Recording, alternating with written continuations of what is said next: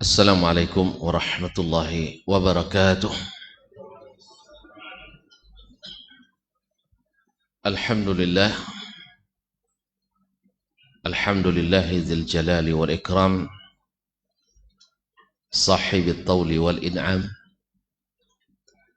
Ahmaduhu subhanahu wa ta'ala ala ni'amil idham wa ala'ihil jisam. Ashhadu an la ilaha illallah wahdahu la sharika lah, al-malikul alam, wa ashhadu anna muhammadan abduhu wa rasuluh, sayyidul anam, alaihi afdalus salati wa atammus salam, wa ala alihi wa ashabihi al-bararatil kiram, wa man tabi'ahum bi ihsan ma ta'aqabatil layali wal ayyam. Amma ba'du, fa awla ma yuftatahu bihil kalam fi mithli hadzal maqam al-wasiyatu bi taqwallahi al-malikil alam, wa anna ta'atahu wa ta'atihi 'ala ad-dawam, fa inna taqwallahi a'la nasab wa inna ta'atahu aghla muktasab. Inna akramakum 'indallahi atqakum wa tazawwadu fa inna khairaz zadi at-taqwa wattaquni ya ulil albab. Ma'asyiral muslimin, ma'asyiral muslimat, al-hadirin wal hadirat, awal musyahidin wal musyahidat, jemaah salat subuh di Masjid Zaid bin Thabit Pekanbaru radhiyallahu taala anhu, ataupun yang afwan Masjid Ubay bin Ka'ab. Ini gara-gara sudah enggak rutin lagi di Masjid Ubay bin Ka'ab Pekanbaru radhiyallahu taala anhu, ataupun yang menyaksikan melalui media dimanapun berada. Dengan izin Allah subhanahu wa ta'ala, dengan rahmat dan karunia-Nya, kita kembali melanjutkan kajian kita ini, yaitu aqidatis salaf ashabil hadis, aqidahnya as-salaf dan ashabul hadis. Sekali lagi, supaya kita mengetahui bahwa beginilah manhajnya as-salafus salih yang mengikuti as-sunnah dan hadis-hadis Nabi alaihi salatu wassalam dalam berakidah, supaya apa yang dipropagandakan dan syubhat bahwasanya as-salaf itu mereka dalam bab sifat tidak memaknai Al-Quran dan hadis kecuali dengan dua metode, yaitu dengan cara tafwid, bahwa mereka tidak paham maknanya, tidak ada maknanya, kosong dari makna, atau tidak dipahami dengan makna yang biasa, ditakwilkan dengan makna Jadi antara ta'til dengan ta'wil. Dianggaplah mazhab salaf itu ta'til atau ta'wil. Maka datanglah ulama kita, diantaranya adalah Abu Utsman As-Sabuni rahimahullah ta'ala, untuk menjelaskan. Kalau dulu kan tidak perlu dijelaskan, karena orang semuanya beriman pada Al-Quran dan hadis. Ketika mulai ada penyimpangan, perlu dibahas, maka ditulis. Dan ini bukan yang pertama, ada sebelumnya lagi. Ada sebelumnya lagi kitab-kitab tentang As-Sunnah. Bahkan mereka menamakan kitab-kitab akidah mereka dengan kitab As-Sunnah. Ma'asyarul kiram dirahmati Allah Subhanahu wa taala. Jadi kita pun sebenarnya dulu tidak juga baca kitab ini. Kan belum pernah kan? Kamu belum pernah kan? Oh, sudah tidak usah saya lanjutkan. Nah, belum pernah kita baca. Dan kalau tamat ini kan ada lagi Syarh Sunnah, Ushul Sunnah Imam Al-Muzani, murid langsung Imam Asy-Syafi'i rahimahullah taala. Yang juga diklaim oleh sebagian Imam Syafi'i sama dengan kami ahli takwil juga katanya. Jadi oleh sebab itu, karena banyaknya syubhat, banyaknya propaganda, akhirnya terpaksa pula kita mengenal melalui kitab As-Salaf itu sendiri, bahwa inilah akidah mereka. Ma'asyarul kiram dirahmati Allah, kita bersalawat kepada Nabi alaihi salatu wassalam, yang kepada Allah kita bersandar dan kepada sunnahnya kita minta tunjuk ajar. Karena kita namanya ahlu as-sunnah, tentu kepada sunnah. Ya, kita tak mau jadi ahlu sunnah tapi sunnah dibelakangi atau ditinggalkan dengan sengaja. Pakai sengaja Pak, sengaja aku meninggalkan as-sunnah. Kita ahlu sunnah tidak sengaja aku melaksanakan sunnah dalam keyakinan, dalam ibadah, dan berusaha menjauhi segala lawannya. Lawan as-sunnah apa? Ya tidak sunnah. Yang tidak ada dalam as-sunnah an-nabawiyah ala sahibha as-salatu wassalam. Kita sampai pada nukilan beliau dari Imam At-Tabari rahimahullah ta'ala. Ya kan? Sampai begitu ya.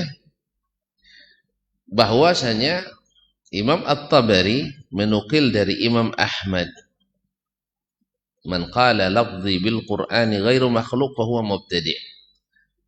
Siapa yang mengatakan lafazku mengucapkan Al-Qur'an bukan makhluk, ini ahli bid'ah. Ini ahli bid'ah. Fa inna ma arada bihi anna as-salaf as-salihin. Maksud Imam Ahmad mengatakan ahli bid'ah, padahal dia betul sebenarnya dari sisi makna, lafaz saya Al-Quran yang saya lafazkan ini bukan makhluk. Cuman kenapa dikatakan ahli bid'ah oleh Imam Asy-Syafi'i oleh Imam Ahmad rahimahullah ta'ala? Maksudnya adalah anna as-salaf as-salihin min ahli sunnah. Nah, ini benar min ahli sunnah, bahwa as-salaf as-salih di kalangan ahli sunnah, atau yaitu ahli sunnah yang sesungguhnya, lam yatakallamu fi babil lafzi. Mereka tidak pernah membicarakan hal ini, lalu tiba-tiba kita membicarakannya. Berarti ingin terjadi fitnah, sebab akan terjadi perdebatan panjang. Masa lafaz yang antum ucapkan dan itu dari perbuatan antum sendiri dianggap tidak makhluk, berarti antum khalik, gitu ya. Makanya konsekuensi perkataan ini atau fitnah yang diakibat oleh perkataan ini tidak pernah terjadi kalangan salaf as-salih. Walam yuhwijhimul halu ilaihi. Pada saat itu mereka tak perlu bicara masalah ini, sebab semuanya sepakat Al-Qur'anu kalamullah. Al-Quran kalamullah. Al-Quran adalah perkataan Allah secara hakiki. Jadi mereka tidak perlu membahas, sebab ketika dimaknai kalamullah mereka sudah paham langsung, karena ini dari firman Allah sendiri. hatta yasma'a kalam Allah. Kemarin kita sudah bahas bahwa mengatakan Al-Quran sebagai makhluk konsekuensinya bisa kufur, kata ulama. Apa sebab? Sebab mengatakan Al-Quran sebagai makhluk, apa kemarin? Udah lupa lagi, saya ulang lagi ya. Bahwa pertama, Allah Subhanahu wa ta'ala mencipta dengan perkataannya. Sah? Nah, kalau seandainya Al-Quran yang Allah katakan sebagai makhluk, berarti makhluk mencipta makhluk. Keyakinan seperti ini syirik, kufur. Jelas? Yang kedua, Nabi mengajarkan kita doa berlindung dengan kalimat-kalimat Allah. Kalimat-kalimat Allah adalah perkataannya. Nah, kalau kita berlindung kepada makhluk, berarti boleh berlindung kepada makhluk? Tidak boleh. Tidak boleh berlindung kepada makhluk, isti'adzah. Wa inna rijalan minal insi ya'udhuna birijalin minal jinni fazaduhum rahaqa. Sebagian dari manusia berlindung kepada sebagian daripada golongan jin, dan jin itu menambah sengsaranya mereka. Jelas ya? Kemudian Allah membedakan antara penciptaannya, antara makhluknya dengan perintahnya. Maka perintah Allah, Al-Quran isinya adalah amrullah, perintah Allah SWT.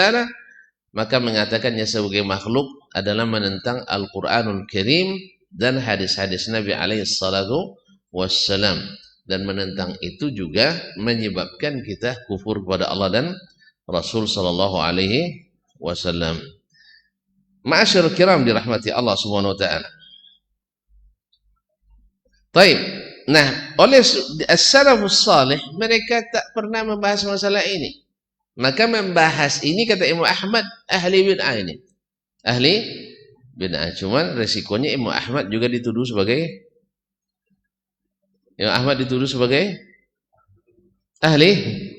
ahli bid'ah. Siapa yang tuduh? Ahli bid'ah juga. Yang nuduh ahli bid'ah adalah ahli bid'ah.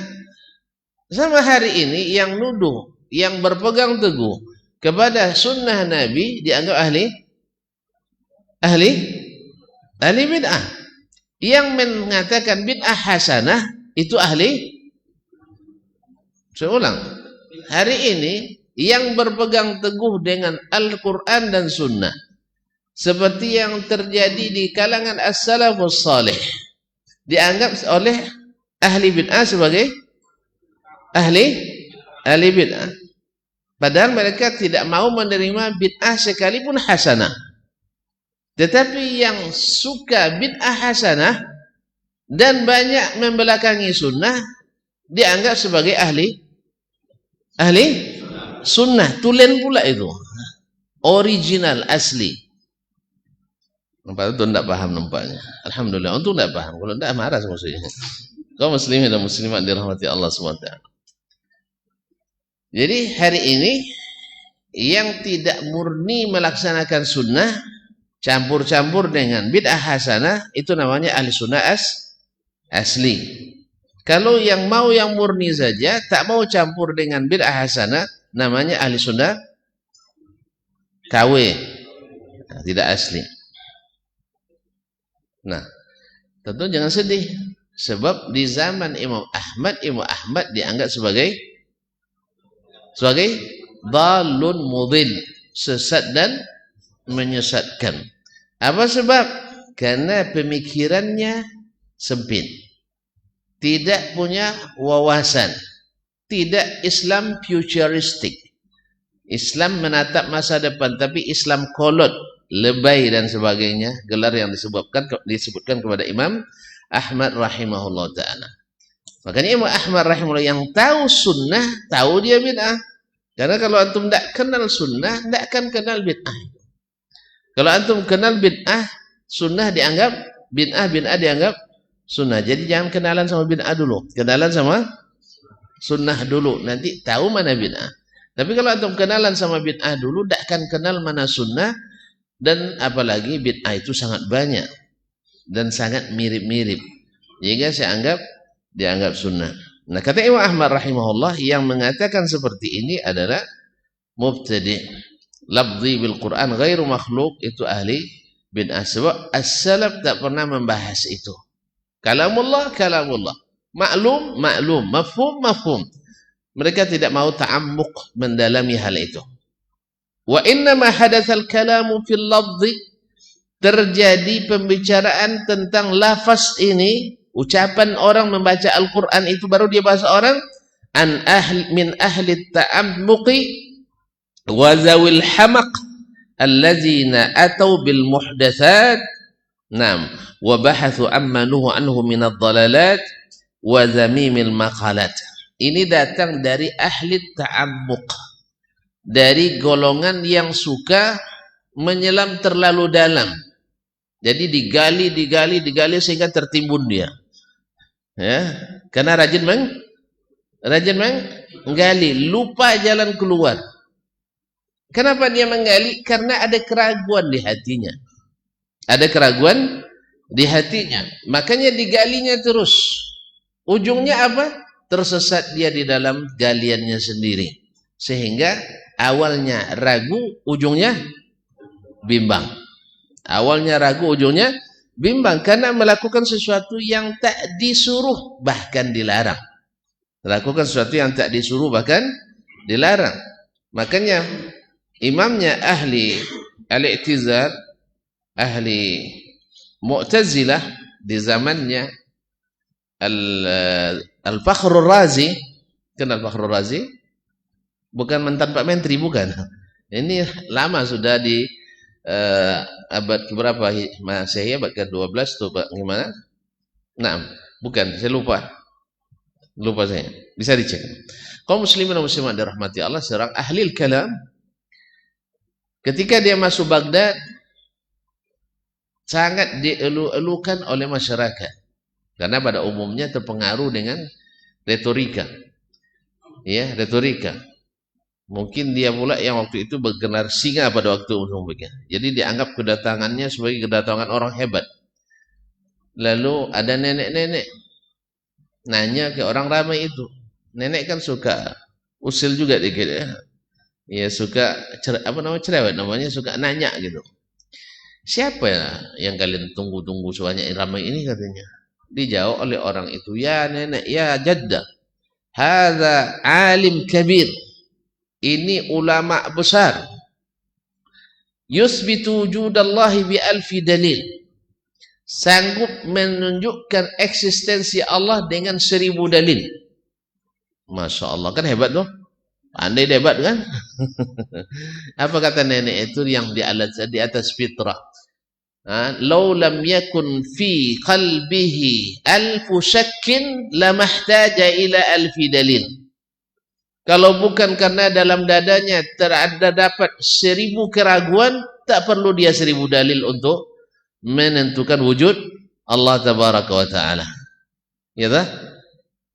Cukup menengok ke atas matahari, lihat sekeliling langit dan bumi, perlu 1000 dalil lagi atas wujud Allah? Hah? Enggak.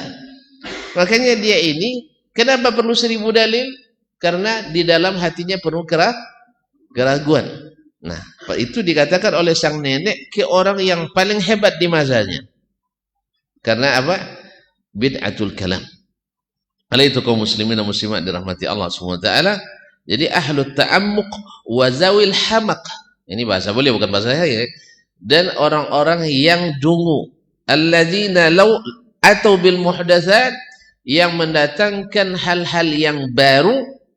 Wa bahathu amma nuhu anhu minadh dhalalat, dan suka meneliti, membahas yang dilarang dibahas, yaitu kesesatan-kesesatan, wa dzamimil maqalat, dan perkataan-perkataan yang tercela, yaitu ungkapan-ungkapan yang tercela, wa khadu fima lam yakhud fihi as-salafu min ulama'il Islam, dan mereka mendalami sesuatu yang tak pernah didalami oleh ulama-ulama as-salaf di kalangan ulama Islam. Jadi yang masuk ke dalam bab ini adalah orang yang membahas terlalu mendalam. Kalau seandainya Allah berbicara, berarti mesti punya lisan, punya lidah, dan mesti punya rongga, dan mesti punya ini, mesti punya ini, mesti punya ini, mesti begini, mesti begini, mesti begini. Akhirnya hilang dia di dalam mesti-mesti tadi, dan lupa dia bahwa Allah tabaraka wa ta'ala sudah berikan pernyataannya, ya, wa yukallimuhu rabbuh. Tidak ada dibahas oleh ulama as-salaf, baik Nabi sendiri maupun para sahabat dan tabi'ina lahum bi ihsan, bahkan sampai pada ke imam-imam yang 4, tidak mau mereka membahas ini. Sebab apa? Mereka paham untuk mengenali sesuatu dengan benar tak bisa kecuali melalui 3 cara, atau salah satu dari 3 cara. Masih ingat? Masih? Melihat langsung Allah tak boleh dilihat. Kan tidak bisa kita lihat di dunia ini. Ya tak? Yang kedua, melihat yang sama dengannya atau mirip dengannya. Laisa kamitslihi syai'un, tak bisa dianalogikan. Kalau begitu tidak lain kecuali berita. Berita itu kalau ditambah itu namanya Pak, mandai-mandai. Ya, mandai. Misalnya ada berita dari Pak Presiden, misalnya bahwa vaksinasi itu gratis. Kan itu beritanya, gratis. Jelas? Kan itu. Nah, lalu antum tambah gratis karena sudah dibayar oleh WHO misalnya. Itu tambahan dari siapa? Hah?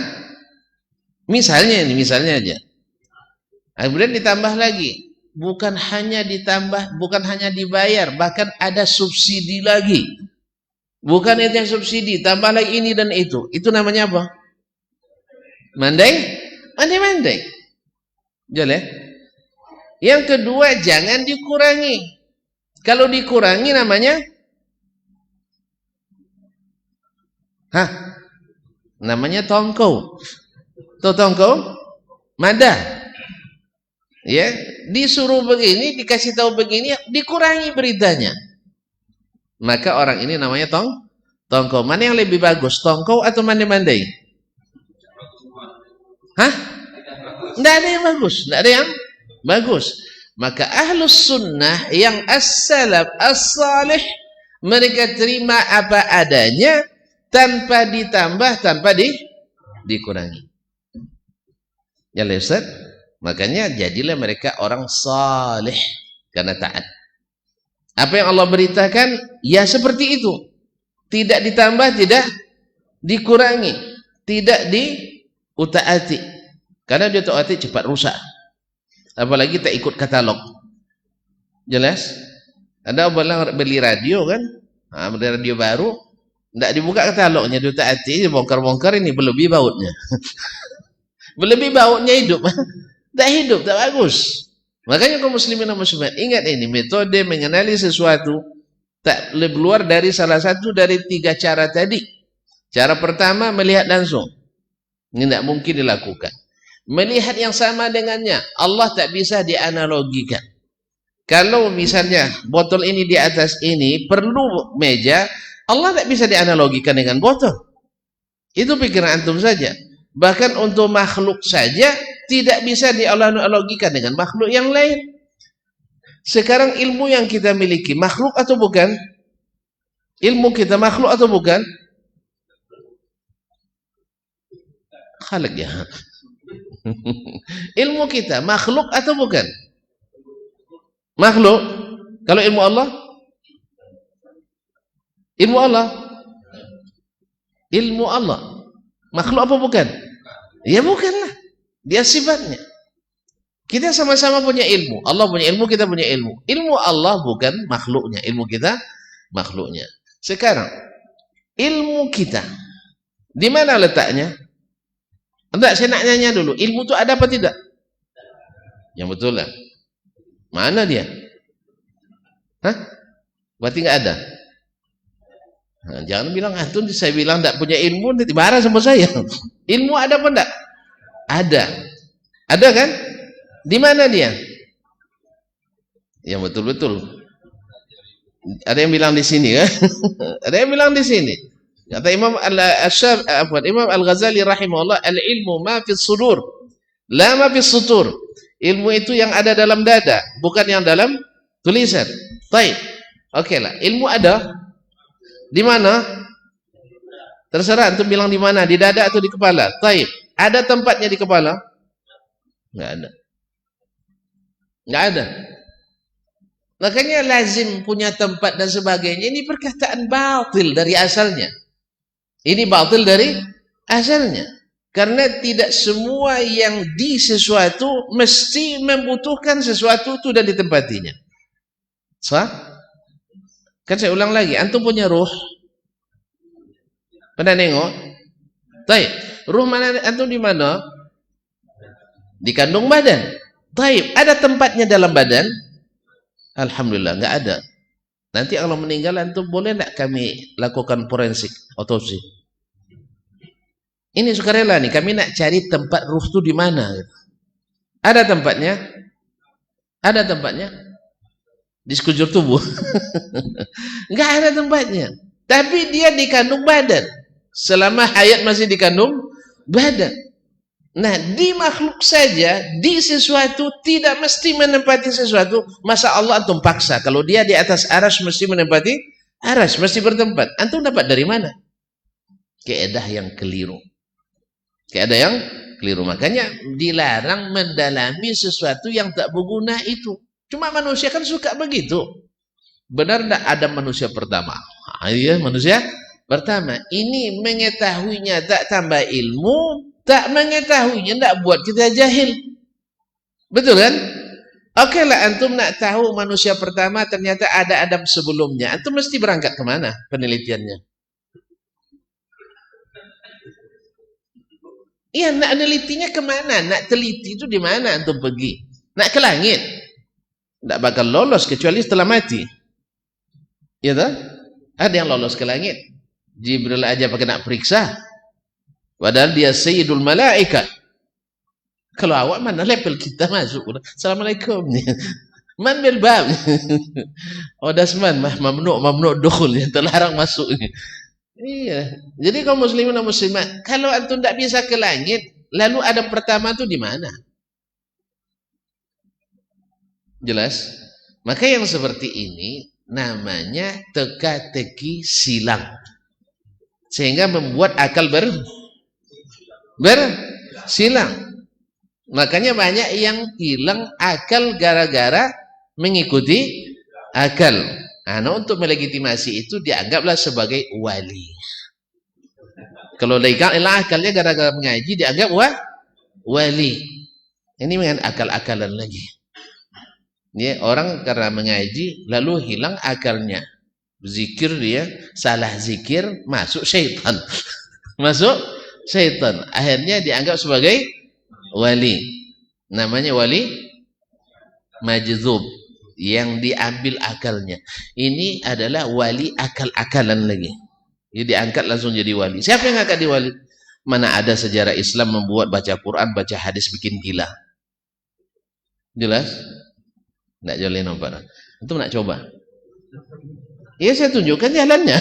Nak jadi wali majzub, saya tunjukkan jalannya. Salah kaji. Salah kaji. Ma'asyarul kiram dirahmati Allah SWT. Astagfirullahaladzim. Makanya dilarang antum mendalami itu. Karena mengetahuinya tidak nambah ilmu, tidak mengetahuinya tidak kurang ilmu. Makanya as-salaf itu sebagai Imam Ibnu Rajab dalam kitabnya Fadlul Ilmi Salaf ala Ilmi Khalaf, mereka tak membahas yang tak disuruh dibahas. Dan memang Nabi melarang kita membahas masalah ini sebab takkan berlaku padanya ijtihad kita. Kalau nas tidak memberikan keterangan, jangan coba-coba menggali keterangan. Ini ada pula yang nak mencoba meninjau ulang autentisitas Al-Quran. Apa makna autentisitas, Bu ya? Keaslian Al-Quran. Kalau nak ninjau keaslian Al-Quran, antum nak kemana dulu? Pertama harus bangunkan Nabi dulu. Penelitian. Habis itu jumpa malaikat Jibril. Habis itu Naik ya Sidratul. Tapi antum tidak yakin Allah di atas ya. Bingung carinya kemana nak wajar. Allah di mana? Tidak tahu. Ini tanda iman sudah bermasalah. Makanya Al-Quran bagi orang seperti ini takkan jadi hidayah. Karena Allah katakan zalikal kitabu la raiba fihi. Al-Quran itu tak ada keraguan padanya. Perlu lagi diteliti? Hah? Kalau antum ragu berarti antum yang perlu diteliti. Bukan Al-Quran. Jelas kan? Yang meragukan autentisitas Al-Quran dia perlu diteliti. Sudah salah tali apa salah pasang tali akinya itu gimana ini? Kaum muslimin dan muslimat, zalikal kitabu la raiba fihi, tak ada keraguan padanya. Jelas? Hudan lil muttaqin, jadi petunjuk bagi yang bertakwa. Alladzina yu'minuna bil ghaib. Siapa yang bertakwa itu? Orang yang beriman pada yang gaib. Yang tidak beriman pada yang gaib tak akan mungkin jadi takwa.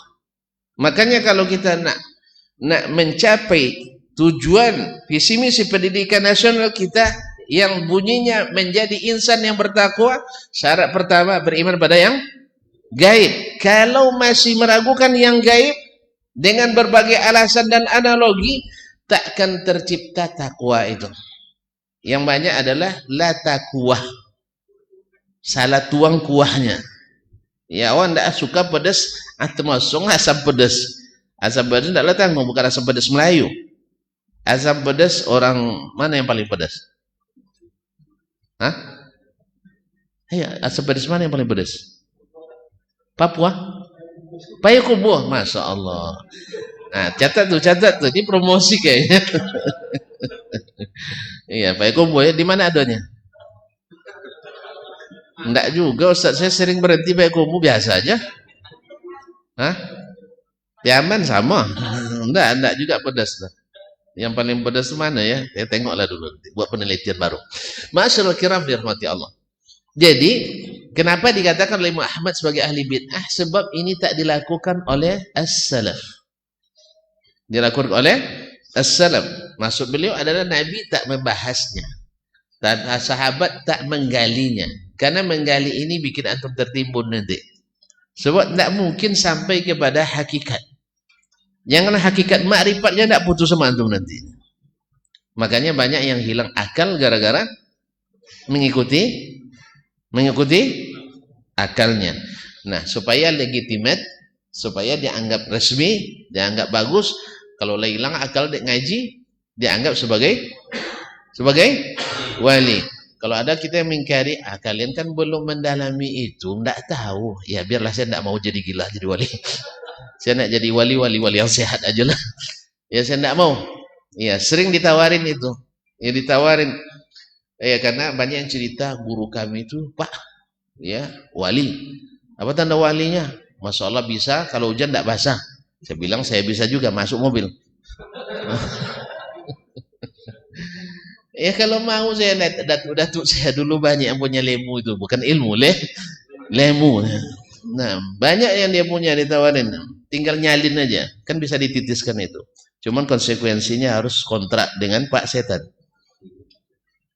Kontrak dengan Pak Setan, mungkin 7 keturunan saya akan kena nanti. Allah musta'an.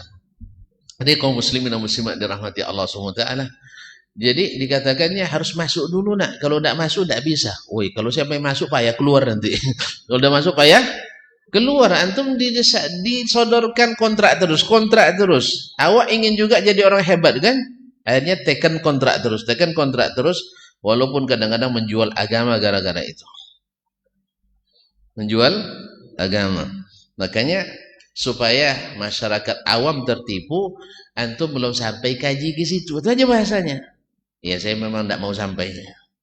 Biarlah tidak sampai ke gerbang gaib namanya itu, zikir gerbang gaib. Alhamdulillah Nabi kita tidak ngajar yang kayak gitu, kita tidak mau. Sebab Nabi SAW ajarannya sempurna, paripurna. Tidak ada di atasnya lagi. Walaysa ba'dal haqqi illa dhalal. Setelah jelas kebenaran, di sebaliknya adalah kesesatan. Apapun namanya. Sebab salesman-nya pintar-pintar, ya orangnya cerdas-cerdas untuk menggalih supaya orang tertipu. Allah musta'an. Kaum muslimin dan muslimat dirahmati Allah SWT. Mereka dilarang membahas ini karena ini maqalat yang tercela. Wa khadu fi ma lam yakhud fi salafu min ulama Islam.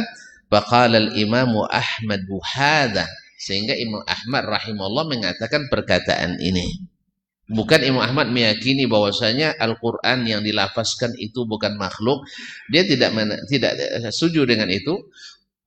Tapi beliau menghindari hal itu. Sebab apa? Sebab tak pernah dibahas masalah lafaz ini oleh as-salam. Padahal mereka kan baca dong. Ya, ketika diturunkan Al-Qur'an disebut sebagai kalamullah oleh Al-Qur'an sendiri dan hadis Nabi alaihi salatu wassalam, mereka paham tak bahwa kalamullah itu kalau mereka analogikan dengan manusia, pasti akan terbayang ada lisan, ada lidah, ada gigi, ada tenggorokan, ada pita suara dan sebagainya. Tapi mereka paham bahwa itu makhluk. Kalau Allah di luar itu semua. Allah mesti di luar itu semua. Maka mereka tidak tanya ke Nabi alaihi salatu wassalam. Kita saja yang nyinyir bertanya. Jelas? Jadi sahabat Nabi alaihi salatu wassalam, as-salafus salih, tidak nyinyir mempertanyakan ini. Yang penting Allah menyebut sebagai kalamuhu. Dan kalamnya adalah sifatnya. Bukan makhluk. Mereka paham. Baik. Wa qala al-imam hadzal qawla fi nafsihi bid'ah. Dan oleh sebab itu Imam Ahmad mengatakan perkataan ini saja sudah bid'ah. Wa min haqqil mutadayyin. Dan wajib bagi orang yang taat beragama.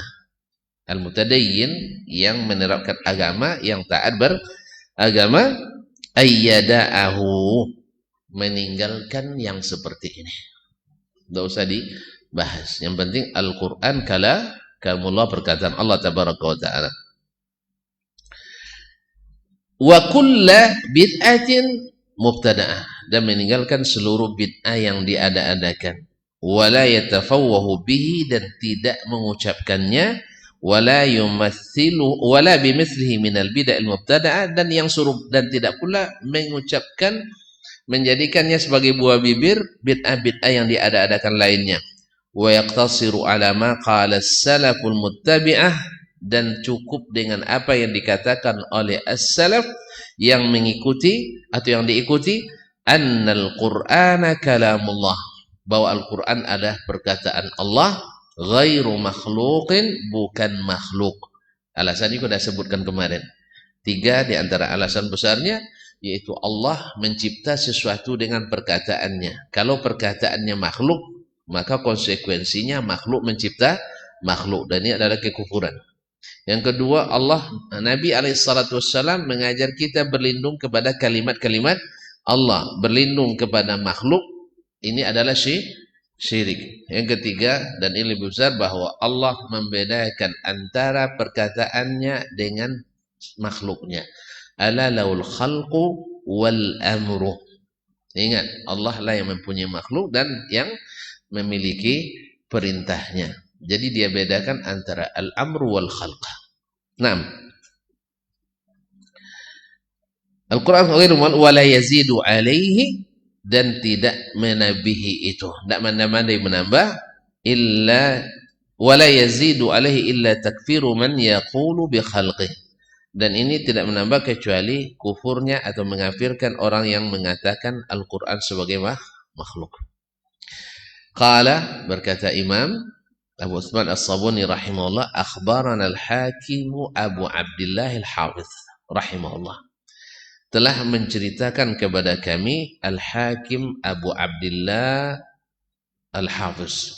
Ini adalah Hakim Abu Abdullah Muhammad ibn Abdullah ibn al-Bayy' an-Nisaburi, dikenal dengan Al-Hakim, penulis kitab Al-Mustadrak ala Sahihaini. Penulis kitab Al-Mustadrak ala As-Sahihaini, wafat 405 Hijriyah. 405 Hijriyah. Rahimahullah, fi kitab at-tarikh allazi jama'ahu li Nisabur, dalam kitabnya Tarikh Nisabur, wa ulama'iha, yaitu Tarikh Nisabur dan ulama-ulamanya, inda zikri imamil muslimin, di saat beliau menyebutkan imamnya kaum muslimin. Siapa? Abdullah ibn al-Mubarak. Abdullah ibn al-Mubarak radhiyallahu anhu. Abdullah bin Mubarak adalah seorang ulama besar di fikih dan hadis dan selainnya, dan juga seorang yang kaya besar dan sangat pemurah dan dermawan. Ya, silakan dibahas tentang Abdullah Mubarak ini, dan salah satu daripada as-salaful muttabi'in. Maka Imam Al-Hakim di dalam Tarikh Nisabur menceritakan tentang Abdullah ibn Mubarak ini. Qala haddatsana Abu Bakar Muhammad ibn Abdullah Al-Jarrahi, telah menceritakan kepada kami Abu Bakar Muhammad ibn Abdullah Al-Jarrahi bimaru, di Maru. Maru itu adalah sebuah negeri yang kepadanya dinisbatkan Abdullah Mubarak Al-Marwazi. Imam Muhammad bin Nasr Al-Marwazi, Ulan Al-Marwazi, di Maru. Letaknya sekarang di Khurasan, bila di Khurasan, letaknya sekarang sebagian masuk kawasan Iran, sebagian berbatasan dengan Turki atau Suriah. Haddatsana Yahya ibnu Sasuyah atau Ibnu Sasawi an abihi, dari bapaknya Abdul Karim Al-Yashkuri, dari bapaknya Abdul Karim ibn Abdul Karim Al-Yashkuri. Jadi Yahya ibn Abdul Karim Al-Yashkuri Sasawi. Qala Wahab ibn Zam'ah, berkata Wahab ibn Zam'ah, akhbarani Al-Basani. Mungkin ini Muhammad ibnu Katsir Al-Bursani, wallahu alam, tapi di sini tulisannya Al-Basani. Qala, dia berkata sami'tu Abdullah ibn al-Mubarak rahimahullahu yaqul, saya mendengar Abdullah ibn Mubarak Al-Marwazi wafat 181 Hijriah rahimahullah berkata, man kafara biharfin minal Qur'an faqad kafara, yakni bil Qur'an. Siapa yang mengingkari satu huruf Al-Quran, sungguh dia kufur kepada Al-Quran semuanya. Kufur kepada Al-Quran semuanya. Ini tidak boleh satu pun yang diingkari. Wa man qala la uminu bihadzal kalami faqad kafar. Siapa yang mengatakan saya tidak beriman kepada perkataan ini, maka dia sudah kufur. Artinya yang mengatakan Al-Quran sebagai kalamullah, dia tidak percaya, berarti dia kufur kepada Al-Quranul Karim. Karena Al-Quran mengatakan kalamullah. Wa in ahadun minal musyrikin istajaraka fa'ajirhu hatta yasma'a kalamallah. Bila ada seorang musyrik yang minta suaka kepadamu, minta perlindungan aman, maka berikan dia suaka, perlindungan aman. Hatta yasma'a kalamallah, agar dia dapat mendengarkan perkataan Allah. Kemarin dalam nukilan Nabi Muhammad, mimman sami', dari mana dia dengar perkataan Allah? Dari Nabi alaihissalatu wassalam. Dari Nabi alaihissalatu wassalam. Maka Nabi biasa kalau tawanan orang kafir, di mana ditempatkannya? Di masjid. Supaya apa? Supaya dengar bacaan Nabi alaihissalatu wassalam. Banyak di antara mereka yang masuk Islam karena mendengarkan Al-Quran. Sebab apa? Mereka paham. Kalau kita banyak yang kalau dengar Al-Quran tambah tidak paham, tambah ingkar. Karena apa? Jangan baca Quran terus, harus gunakan ini katanya, harus gunakan ini. Subhanallah, Al-Quran tidak cukup, harus mengacu dulu ke sini. Tidak.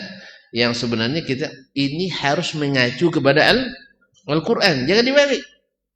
Ini jangkauannya dikit. Al-Quran jangkauannya luas. Oleh sebab itu, as-salaf menjadikan Al-Quran dan Sunnah sebagai acuan. Akal. Bukan akal menjadi acuan Al-Quran dan Sunnah. Jangan dibalik. Maka ahli bidah Anda semuanya harus gunakan ini dulu. Kalau tidak diterima. Sehingga kaum muslimin dan muslimat dirahmati Allah, akhirnya tidak banyak yang terjangkau oleh akal itu jadinya. Sehingga banyak yang disortir, banyak yang dikarantina, banyak yang kena PPKM darurat. Ya, kenapa? Sempit. Masalahnya isinya banyak semak-semak pemikiran yang diambil dari luar Islam. Nah, semak-semak ini kalau mau Al-Quran dan hadis masuk dan muat semua dalam akal, semak-semak itu harus di stacking, harus dibersihkan, harus dibersihkan. Semak itu insya Allah Al-Quran itu lempang masuknya, mudah diterima. Makanya kalau antum katakan tadi, misalnya seperti pembahasan setelahnya, Allah istiwa di arasy. Lalu datang pemikiran tak dari mana. Setiap yang di atas menempati yang di bawah. Gitu tak? Berarti membutuhkan. Dia lupa. Karena akal tadi sudah bersama. Lupa dia bahwa banyak yang di atas sesuatu tidak membutuhkan yang di bawahnya. Ini ada sedikit apa nampak? Langit. Langit di mana? Di atas. Di atas apa? Di atas bumi, di atas Mars, di atas Jupiter, di atas apa nama planetnya 9. Enggak apa lagi Ustaz ya. Lupa semua. Itu baru 9. Ada di apa namanya galaksi ini Bima Sakti kata orang ya. Dari mana Bima Sakti saya tidak tahu tuh. Nah, dia galaksi. Di atasnya lagi menurut ahli fisika ada triliunan lagi benda-benda yang jauh lebih besar dari planet-planet ini. Bintang-bintang ya. Itu banyak triliunan yang lebih besar. Semuanya di bawah langit. Apakah langit membutuhkan yang di bawahnya? Alhamdulillah. Berarti kaedah tadi kaedah batil. Bahwa segala sesuatu di atas sesuatu mesti membutuhkan sesuatu. Batil enggak? Makanya kalau dipakai rumus ini lahirlah natijah yang batil. Jelas? Yang kedua, kaedah ini berdasarkan analogi-analogi, kias-kias. Padahal Allah tidak bisa dikiaskan. Kan gitu kan? Antum mengatakan itu dari mana? Kumpulan dari segala sesuatu di atas sesuatu membutuhkan yang di bawah. Ya betul kan? Antum tengok botol atas meja butuh. Hand sanitizer di atas meja butuh meja. Ditarik meja dia jatuh kan? Ini tisu di atas meja. Ini stand apa namanya? Standing. Mikrofon aja lah ya. Mikrofon di atas meja. Dia butuh meja. Kalau ditarik dia tidak bisa lagi. Antum menggunakan teori ini ke Allah Ta'ala. Dulu Allah sebelum mencipta arsy di mana dia? Ini bukan urusan antum. Kita tidak disuruh nanya itu antum. Siapa yang nyuruh nanya seperti itu? Siapa yang nyuruh nanya itu? Saya nak nanya ke antum. Iya, siapa yang nyuruh nanya itu? Di mana Allah? Setelah arsy. Dan ini juga sebenarnya jadi bukti sebelum ada arsy pun Allah ada, berarti tidak butuh pada. Jelas? Nah, kalau keadaan itu tadi, kalau dia di atas arsy, taib, tidak boleh sebab dia butuh arsy. Taib, ketika tidak ada arsy dia di mana? Ada nggak sebelum ada arsy? Ada. Berarti dia butuh arsy? Enggak. Tanpa arsy pun dia ada. Jelas? Berarti kalaupun dia ada semayam di atas arsy, tidak mesti dia butuh arsy. Sebab sebelum arsy dia ciptakan, dia sudah ada. Jelas? Jelas? Jangan dijadikan untuk mengingkari arsy. Justru ini memperkokoh bahwa Allah tidak butuh pada arsy, tidak butuh pada tempat. Makanya kalimat mesti menempati ini rumusnya makhluk, bukan rumus al-khaliq. Maka salah rumus, salah natijahnya. Apalagi kalau antum ngitung gaji orang nanti. Kalau salah rumusnya, banyak uang negara yang hilang nanti. Antum kena ganti. Ya, Ustaz ya. Rumus, kan banyak rumusnya itu. Di bagian keuangan Ustaz ya. Tanya si siapa Ustaz apa nih. Kalau salah rumus nanti kan salah hasilnya. Tidak bisa. Kalau salah rumus salah hasilnya. Kalau salah hasil salah bayar nanti. Salah bayar kena temuan. Makanya rumus analogi tak berlaku pada ilahi Rabbi. Jelas? Disinilah kekeliruan kita. Sebab setiap ayat lalu dimasukkan ke dalam acuan akal yang sudah sempit-sempit, banyak bahan-bahan di dalamnya. Akhirnya ayat tertolak, tidak bisa masuk. Apa sebab? Ayat jangkauannya luas, ini acuannya kecil. Akhirnya apa? Lahirlah pernyataan bahwasanya sifat-sifat Allah yang nalar oleh logika manusia hanya 20 sifat. Saya katakan berarti akal antum kalah dengan akal as-salaf. As-salaf itu muat seluruh sifat dalam akalnya. Mana yang lebih hebat? Yang muat 20 atau yang muat lebih dari itu? Hah? Kalau saya belajar nih Ustaz, dari 10 yang Ustaz sebutkan hanya 2 poin yang bisa saya nalar tadi. Lalu ngomong Ustaz Rahman, saya bisa ke 20-nya Ustaz. Mana yang lebih hebat? Yang bisa 2 atau yang bisa 20? Yang bisa 20. Jelas? Yang bisa menalar lebih banyak, lebih hebat daripada yang tidak bisa menalar. Jangan dibalik pula. Jangan dibalik. Ya, jangan dibalik. Jadi ma'asyiral kiram dirahmati Allah, akal itu dengan wahyu dia luas jangkauannya. Akal yang tidak berdasarkan wahyu sempit bahasanya. Kalau antum pergi ke Jakarta ikut dasman, terbatas enggak geraknya? Terbatas. Tapi coba antum pergi Jakarta ikut Pak Anies Baswedan, hafizahullah. Lebih luas enggak jangkauannya? Sebaliklah, Pak Anies ikut Dasman, terbatas enggak? Terbatas. Kalau Dasman ikut Pak Anies, lebih luas. Antum bilang Pak Anies pula, kenapa enggak bilang Pak Jokowi? Belum sampai, jangan sampai dulu. Kalau saya berjalan sama Pak Jokowi, lebih bebas enggak? Bebas enggak? Bebas. Kalau suruh Pak Jokowi ikut saya, terbatas enggak? Terbatas. Kecuali saya jual nama beliau kan. Jadi kaum muslimin dan muslimat, wahyu ikut akal terbatas. Tapi kalau akal ikut wahyu lebih luas. Nah, pilih aja lah antum pakai metodologi salaf yang mengikut wahyu atau ikut metodologi khalaf yang wahyu mengikutkan akal. Mana yang lebih luas? As-salaf. Oleh itu kaum muslimin dan muslimat dirahmati Allah, maka ketika mengikuti as-salafus salih, sifat Allah itu akan bisa diterima semuanya. Karena apa? Karena yang dikatakan kalau begini mesti begini, kalau begitu mesti begitu, itu hanya rumus makhluk. Rumus makhluk. Loh, mesti begitu hukum akal. Hukum akal antum itu kan membahas makhluk, gak pernah membahas khalik. Di mana antum tahu bahwa Khalik kalau dia di atas mesti begini, di mana? Bahkan seperti yang kita katakan tadi, di makhluk saja tak berlaku rumus itu 100%. Kok dipaksakan pada Al-Khalik? Tadi Anda katakan, jadi antum meninggal? Tidak jadi? Belum mau ya? Kayaknya belum menikah deh. Sudah ya? Sudah. Cuma belum yang kedua. Kalau antum nanti meninggal, boleh tidak kami antum jadi sukarelawan? Kami pertama nak meriksa akalnya dulu di mana tempatnya. Karena akal itu kan kata orang di sini, kata orang di sini, kata orang sebagian di dengkul gitu.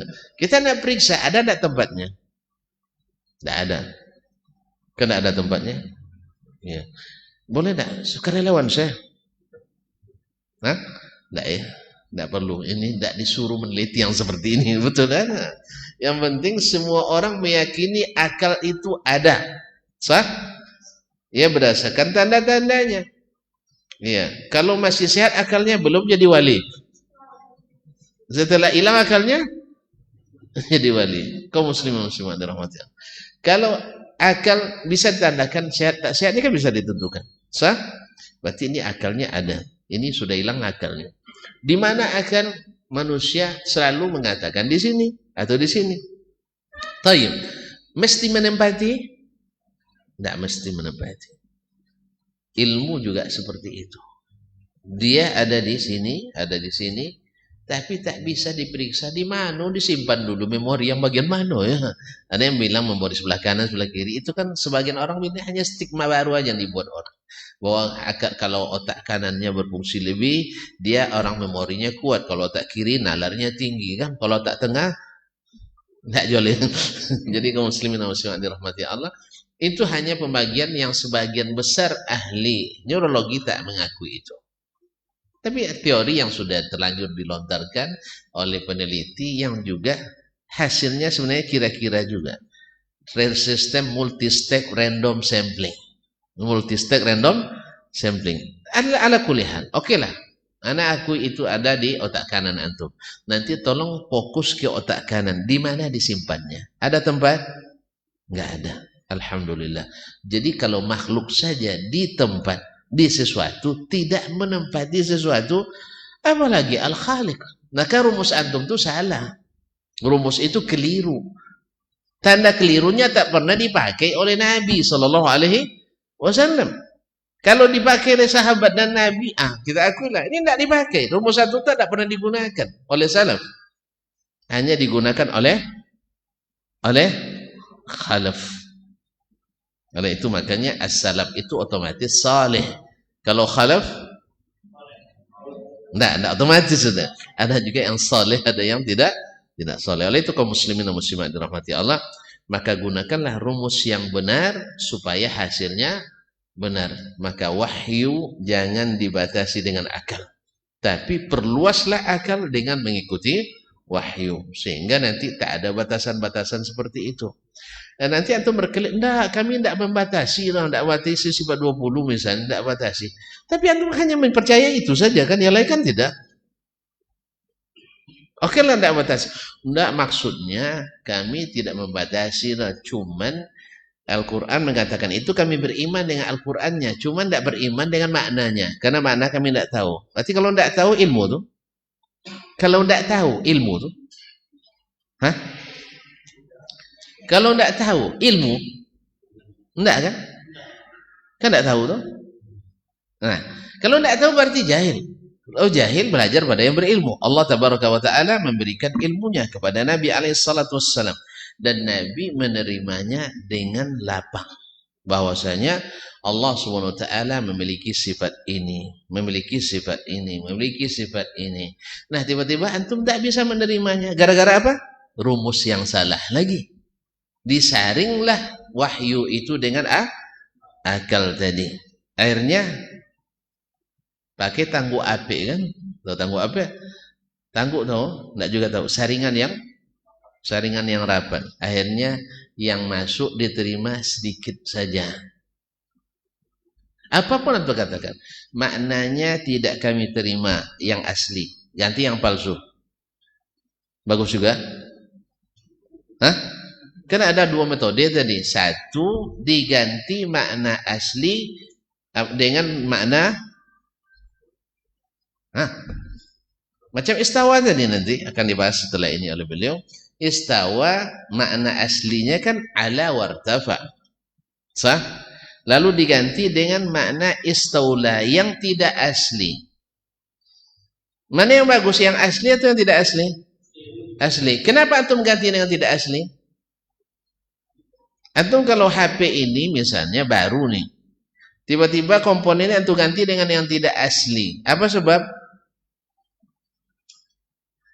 Kenapa antum ganti? Menganggap yang asli ini rusak. Sah? Atau tidak pas dipasang di sini. Berarti antum menyalahkan pabrik, ya kan? Menyalahkan pabrik. Ternyata Allah tidak pandai menyebutkan tentang dirinya. Maka harus kita ganti makna asli. Ini namanya takwil. Namanya takwil. Atau enggak, kami tidak takwil dah. Kami tidak terima makna ini. Tidak ada gantinya dah. Mana lebih parah? Sudah dibongkar, tak dipasang asli. Parah enggak? Parah enggak? Terbuang enggak?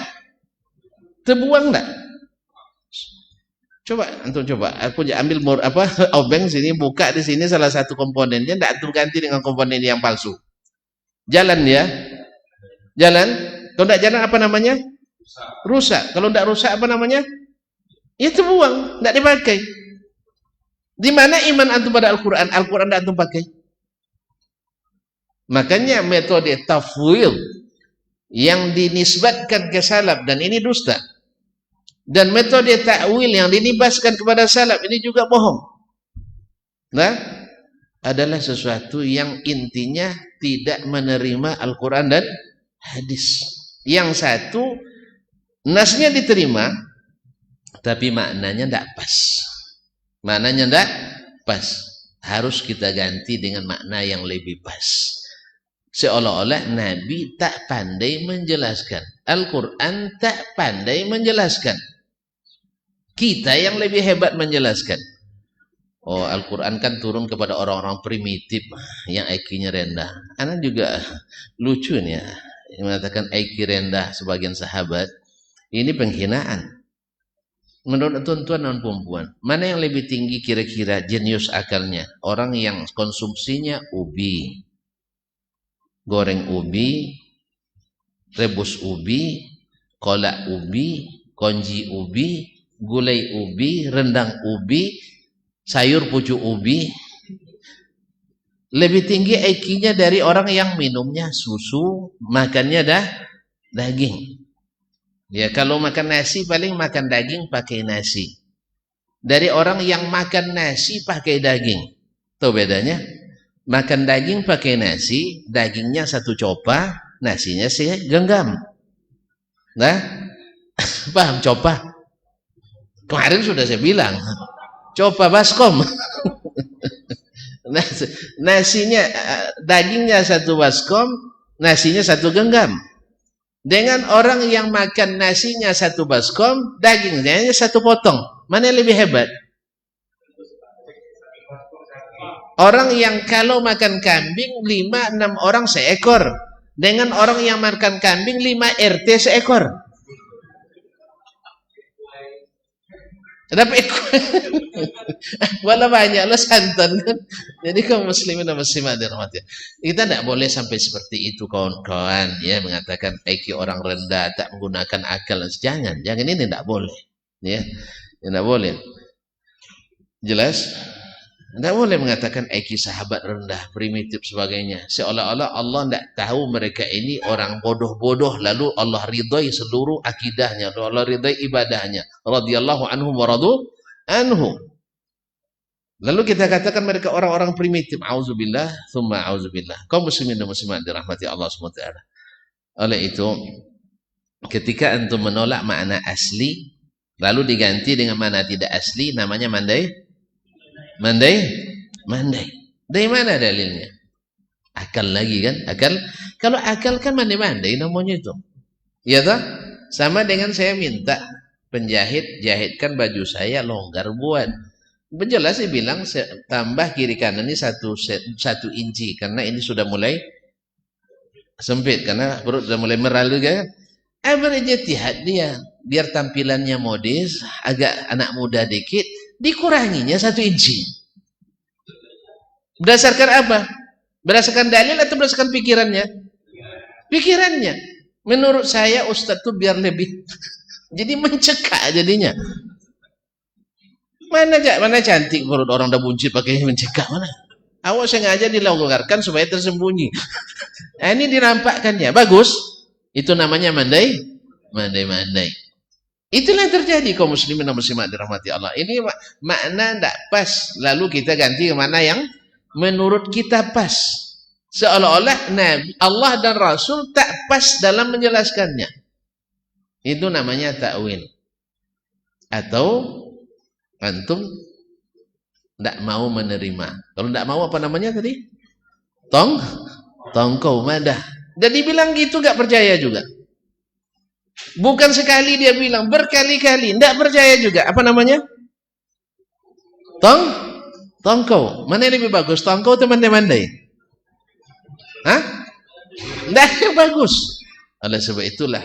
Makanya as-salaf itu tak ada yang tongkau dan tak ada mandai. Mereka yakin inilah keterangan yang pas yang Allah dan Rasul berikan. Maka akal mereka sehat. Kaji mereka selamat. Dan kaji mereka hebat. Sehingga tak banyak berdebat tapi banyak berbuat. Sehingga mereka dengan waktu yang singkat bisa menguasai 2/3 belahan dunia ini. Dengan apa? Dengan amal. Bukan duduk berdebat. Bukan dengan mengatakan saya hebat, Anda tidak hebat. Saya makan ubi, kalian makan kambing. Ya, saya hebat gara-gara makan ubi. Kalian tidak hebat gara-gara makan kambing dan minum susu. Saya minum air besaring tak dimasak pula. Allah musta'an. Kaum muslimin dan muslimat dirahmati Allah. Barangkali bisa dipahami dengan baik bedanya orang yang patuh itu dengan yang tidak mau. Yang patuh itu dia paham Allah lebih pandai menjelaskan tentang dirinya dari kita. Rasul lebih berilmu menjelaskan tentang Allah dari kita. Lalu kita katakan, oh enggak pas ini maknanya. Nabi tidak jujur atau Nabi memaknai makna yang lain. Buktikan di mana makna yang dimaksud Nabi itu memang seperti itu. Kan kita memahami orang dari ucapannya kan, bukan dari tafsiran kita sendiri. Bukankah kaidah mengatakan maqasidul lafzi ala niyatil lafz? Maksud dari sesuatu lafaz itu sesuai dengan maksud orang yang melafazkannya. Tanya ke Nabi. Tanya ke Allah Ta'ala. Ini istawa maknanya apa ya Rasulullah? Istaula atau istawa? Tidak ada kita temukan dalam hadis Nabi. Hai sahabat-sahabatku, kalau kalian bilang istawa, Allah butuh tempat dan sebagainya. Oleh sebab itu, ayo maknai istawa dengan Kalau itu datang satu huruf seperti ini, sami'na wa ata'na. Ala ra'si wal ain, kata orang Arab. Ala ra'si wal ain. Apa masalah ra'si wal ain? Kalau sudah di atas kepala, di atas mata, tidak bisa bergerak lagi kita. Jelas? Nah, kalau sempat unggas tinggal di atas kepala kita atau masuk ke mata kita, bisa kita bergerak lagi? Nah, ala ra'si wal ain. Ya sapulu, sabale je kepala kan, membana. Itu sudah menyerah kita. Tapi enggak ada kita cari dalam hadis, tak ada, cari Al-Quran tak ada. Lalu ada dalam pikiran antum. Saya lebih percaya pada firman Allah dan sabda Rasulullah sallallahu alaihi wasallam. Sebab kalau saya tafsirkan dengan makna yang tak dia sebutkan tafsirnya, saya mandai-mandai. Kalau saya bilang, enggak, maknanya enggak ada dah. Diganti, dibuang aja maknanya. Enggak ada makna, enggak ada yang kita paham dari itu. Berarti lagha. Na'udzubillah, summa na'udzubillah, menyifati kalam Allah dengan lagha, berkata Rasulullah dengan lagha. Allahumma musta'an. Walaupun mungkin saudara-saudara kita yang mengatakan itu tidak bermaksud mengatakan itu. Tadi konsekuensinya seperti itu. Dia tidak bermaksud menolak. Tidak, cuman kita ingin mentanzih Allah tabaraka ta'ala, menyucikan Allah. Ya akhi, apakah Allah tak pandai menyucikan dirinya? Rasul tak pandai menyucikan Allah. Pandai? Lalu Nabi, Allah tak pandai menjelaskannya kepada kita. Rasul tak pandai menjelaskan kepada kita. Pandai kalau gitu, dia jelaskan dengan apa? Dengan bahasa Arab. Bahasa Arab yang dipahami atau bahasa Arab yang tidak dipahami? Bahasa Arab yang dipahami. Baik, bahasa itu dipahami dari seseorang makna yang asli atau yang tidak asli. Sekarang tuan-tuan, dari tadi saya bicara ini, antum pahami bahasa kiasan atau bahasa asli? Bahasa asli. Kecuali ada qarinah yang benar-benar ditunjukkan oleh keadaan waktu itu. Dan ini qarinahnya enggak ada. Sebab qarinahnya paling mentasbihkan Allah dengan makhluk dulu, lalu menolak sifat Allah tabaraka wa ta'ala. Sebab terbayang tadi, kalau Allah di atas berarti butuh tempat. Seperti barang-barang ini di atas membutuhkan tempat yang di bawahnya. Ini kan ke makhluk semua analoginya. Semua analoginya ke makhluk. Karena apa? Allah tak berlaku analogi dengannya. Wallahu musta'an wa alaihi tuklan. Kaji kita bertambah sedikit, sabar aja ya. Karena kajinya berat memang, tonton aja yang mau. Yang lain tak mau ya. Tonton mau hebat-hebat di sini. Ya. Terpaksa kita ulang-ulang. Ya Allah ya Rabbi, beruntung saya bertemu tonton segini. Ya, bertemu dengan tontonnya beruntung sekali. Karena saya bisa mengulang kaji kembali. Wallahu musta'an wa alaihi tuklan. Ada pertanyaan? Masya Allah, langsung paham. Ada. Masya Allah. Kenapa para imam itu ada perselisihan dalam berijtihad? Ya, kayak seperti Imam Ahmad dan Imam Malik itu kan beda-beda dalam mengambil fatwa. Dan masalah sholatnya kan, yang tidak, dan masalah banyak ada yang dulu istirahah. Ini gimana mereka mengambil saat apanya tuh hadisnya yang beda atau gimana cara artikan hadisnya? Antum perlu jawaban panjang atau jawaban pendek? Saya sebab membahas ini, silat lihat di videonya, ada lebih kurang 2 jam lebih. Iya saja. Berarti selesai kan tadi jam 9. Daurahnya harus dibuat judul khusus. Jadi kenapa terjadi perbedaan? Pertama, yang namanya ikhtilaf itu sudah sunnatullah. Tidak akan mungkin kita melanggar sunnatullah ini. Nabi sudah katakan itu. Allah sudah sebutkan itu. Ya, akan ada terjadi ikhtilaf. Cuman ikhtilaf itu ada yang masmuh dan ada yang mamnu'. Ada yang boleh, ada yang tak boleh. Ada yang mahmud, ada yang mazmum. Ada yang terpuji, ada yang tercela. Nah, kalau untuk bicara tentang ikhtilafnya para imam, itu adalah ikhtilaf yang mahmud insya Allah. Sedangkan ikhtilaf yang terjadi sama kita ini banyak yang mazmum. Seperti tadi itu, mengingkari sesuatu yang sudah ijma' atau menambah perkataan yang tak pernah dikatakan oleh ulama as-salaf sebelumnya. Nah, adapun sebab-sebabnya banyak sih. Satu, seperti kata Imam Asy-Syafi'i rahimahullah, la a'lamu ahadan min ahli ilmi bis sunan atau bis sunani Rasulullah SAW. Saya tak pernah menemukan seorang ulama pun yang ahli sunnah Rasulullah SAW. Artinya ulama hadis. Yuhitu bi jami'is sunan. Menguasai seluruh sunnah. Menguasai seluruh sunnah Nabi alaihi salatu wassalam. Faminhum man yuhitu bisairis sunan. Ada di antara mereka yang menguasai sebagian besarnya. Ya, seperti Imam Ahmad kan? Imam Ahmad rahimahullah, yang dia katakan ini kitab saya jadikan hujjah antara saya dengan Allah tabaraka taala. Sesuatu yang tak ada dalam kitab ini berarti tidak termasuk sunnah dari Nabi sallallahu alaihi wasallam. Lalu kita temukan banyak hadis-hadis tak diriwayatkan oleh Imam Ahmad dalam musnadnya dan dia hujjah. Jelas? Apakah dengan itu kita katakan Imam Ahmad telah memalsukan? Jangan. Kalau bahasa orang sekarang, memalsukan kitab namanya. Tidak, Imam Ahmad tidak. Dia berbicara tentang ilmunya tadi. Jelas ya? Imam Al-Bukhari rahimahullah menyaring pula hadis-hadis dan seterusnya. Oleh sebab itu, karena tidak ada satu pun yang menguasai seluruh sunnah kecuali Nabi alaihissalatu wassalam.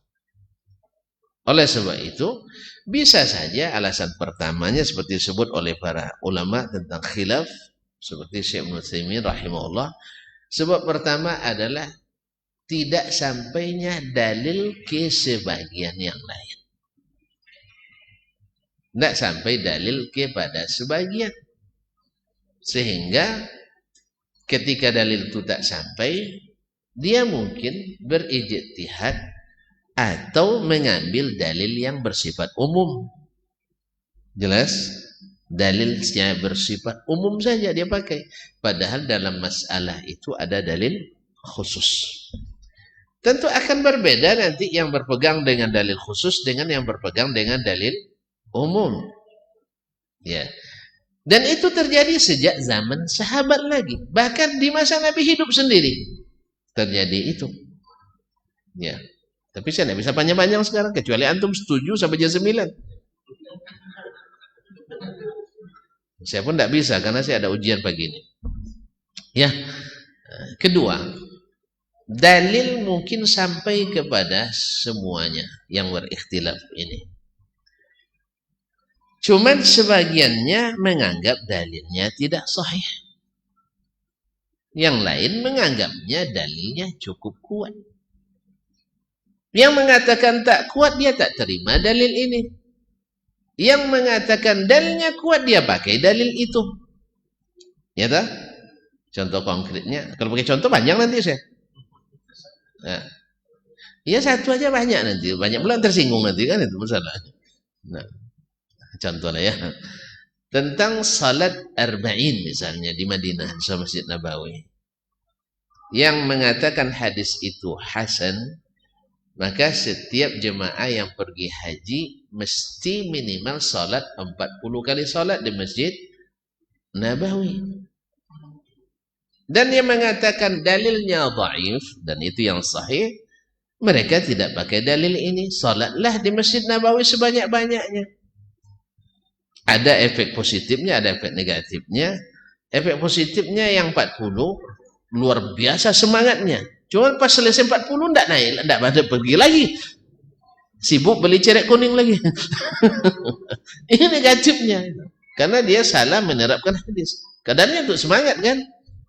Sedangkan yang lain tidak. Ada hadis yang lebih sahih. Dan Sahih Bukhari Muslim. Bahwa 1 kali salat lebih dari 1000 kali salat. Saya kejar yang 1000 aja, tinggalkan yang 40. Mana yang banyak 1000 daripada 40? Kejar yang 1000. Maka terjadi khilaf ini antara yang pro arba'in dengan yang tidak pro arba'in. Saya tidak bilang kontra ya, yang tidak pro arba'in. Sehingga imbasnya juga berlaku pada jemaah haji nanti. Tidak sedikit jemaah haji berkelahi gara-gara arba'in. Jelas? Ya mereka sampai misalnya jam menjelang subuh. Belum dapat kamar karena negeri kita memang udah sampai baru cari kamar. Kalau orang lain belum berangkat sudah tahu kamarnya. Kalau kita enggak, karena kita kan sewa per tahun kan. Jadi enggak bisa dipetakan kamarnya. Kalau orang Malaysia misalnya sewanya kontraknya minimal 10 tahun. Jadi sebelum berangkat dia udah tahu hotelnya, lantai berapa, kamar berapa, sarir atau ranjang nomor berapa. Kalau kita enggak, udah sampai baru bagi kamar. Lama enggak? Lama. Karena memang kita suka lama-lama. Iya, suka lama-lama. Karena memang awak-awak ini memang jadi enggak bisa dikuin, bonga enggak bisa diajar. Allah musta'an. Orang kita ya. Nah, kaum muslimin dan muslimat dirahmati Allah. Jadi susah. Berkelahi gara-gara arba'in tadi. Enggak cukup sholat arba'innya. Saya tahu itu karena saya pernah juga menyelesaikan perkara seperti, bukan pernah, sering terjadi masalah ini. Ada lagi yang pas sampai Madinah, ibu-ibunya datang bulan. Akhirnya dia minta perpanjangan visa tinggal di Madinah. Tidak mungkin, ini bukan urusan personal, ini urusan kolektif negara. Jelas ya? Nah, ini yang kedua. Dalilnya sampai, tapi sebagian mensahihkan, sebagian mendhaifkan. Makanya kita dalam masalah khilafiyah ini tidak boleh terlalu dikeraskan. Cuman menjelaskan itu adalah bahasa biasa. Menjelaskan menurut saya hadisnya dhaif. Kalau menurut saya enggak, menurut saya sahih. Kalau gitu antum amalkan silakan, kalau saya tidak. Jelas? Nah, tambah masih banyak tuh saya. Yang ketiga, hadisnya sampai dan sahih. Sebagian menganggap dalil lain lebih kuat yang bertentangan dengannya. Yang lain mengatakan tidak, antara kedua dalil tidak bertentangan. Maka sebagian mentarjih, sebagian mengkompromikan. Khususnya di hadis ada namanya ilmu mukhtaliful hadis. Yang mampu mengkompromikan diamalkan dua-duanya. Yang tidak ditarjihnya, ditolaknya sama sekali. Jelas? Yang keempat. Kelima keempat. Keempat. Hadis sampai dan sahih. Dan keduanya menghilang kuat. Cuman kedalaman analisanya berbeda. Berbeda. Orang yang tidak sampai analisanya, minimal dia bilang saya tidak tahu. Tapi sebagian mengatakan nggak ada sama sekali. Gitu? Nah, kita hari kan juga gitu. Dia baru ngaji sepekan, sebulan kadang-kadang, oh nggak ada itu. Yang disampaikan oleh Dr. Serman itu salah katanya. Sebab tidak disampaikan oleh Ustadz Sianu misalnya. Kadang dia baru ngaji sebulan. Apa yang antum dapat dengan sebulan?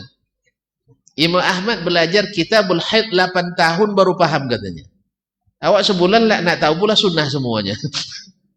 Lalu datang semangat itu. Saya nggak tahu sama sekali. Tidak ada sama sekali. Karena apa? Sebab yang ini mengambil dalil bukan dari zahirnya saja. Seperti Imam Syafi'i rahimahullah bisa istinbat 70 masalah fikih dari sebuah hadis pendek. Ya Aba Umar madza fa'alan Nuqais. 70 masalah fikih. Cuma tidak dicatatkannya. Sampai hari ini belum saya temukan. Nak cari 7 masalah fikih aja, pusing 7 keliling kita dibuatnya. Saya nanya juga ke kawan-kawan gitu ya. Coba Kalau kita kumpulkanlah 70 masalah fikih dalam hadis yang pendek ini. Alhamdulillah sampai hari ini saya belum mendapatkannya. Ya, lo tuan-tuan nak coba silakan. Jadi sebuah kitab ini nanti. 7 masalah fikih dari hadis ya Aba Umair madza fa'alan Nughair. Hadis sahih Bukhari. Dari hadis nanti. Coba istinbat Buya ya. Hah? Kalau nanti dapat oleh Buya 70 masalah fikih di situ, insyaallah untuk biaya terbitnya biarlah saya yang tanggung insyaallah. Ya tapi realitinya untuk kita berdua. Kaum muslimin dan muslimat ya. Itu yang keempat. Ya, jadi ketajaman nalar analisa seorang imam dengan imam yang lain tidak. Nanti akan ada contoh-contohnya itu. Sebagian yang kelima, dalilnya sama-sama sampai. Mereka sama-sama paham dan menganggap sama-sama kuat. Analisanya sama.